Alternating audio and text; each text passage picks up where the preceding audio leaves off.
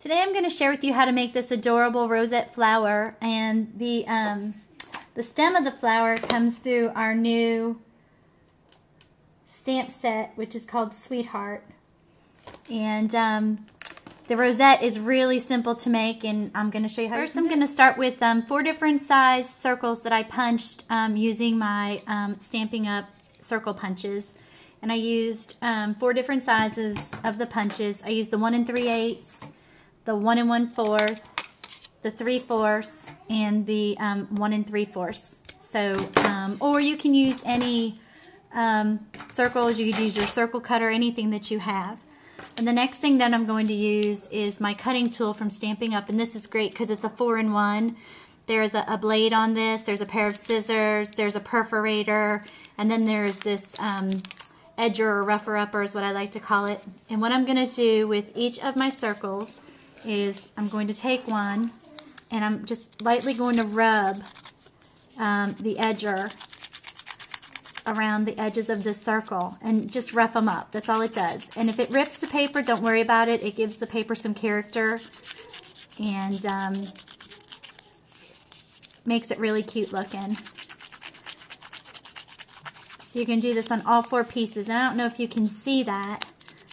All it's doing is kind of scraping the edges of the paper and making them rough. And you can do this as much as you want to.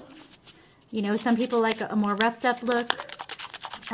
Some people don't like quite, you know, as a grunge look. It's kind of up to your preference. You're going to do that with all 4 pieces.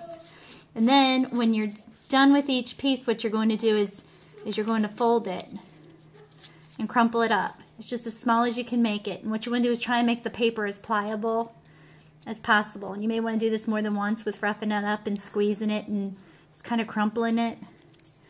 Again, that's up to you and your preference and how much you want out of your paper. So you can see that one there. I like that. And we're going to do that with all the pieces. Now, if you don't have, I had someone say to me, Karen, I don't have one of those tools and I'd really like to do this project.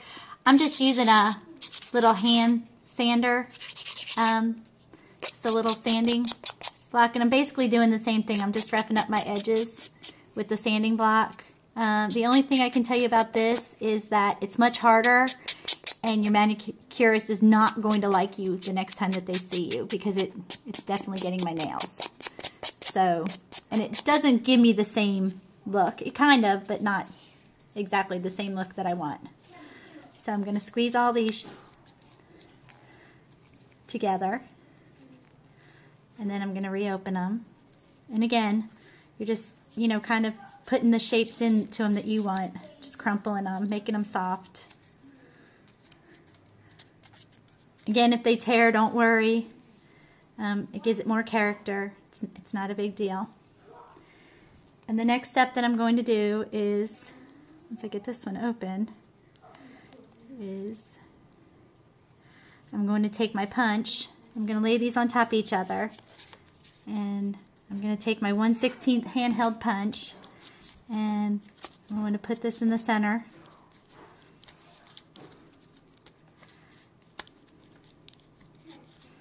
And I'm going to punch a hole in the center of all of these. So I have a hole in there. And then I'm going to attach a brad. And these are part of our new brads, and these are the Sending Love.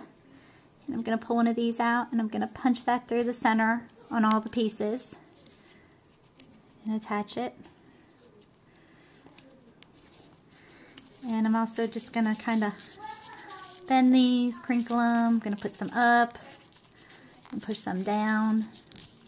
Kind of make it look like a rosette.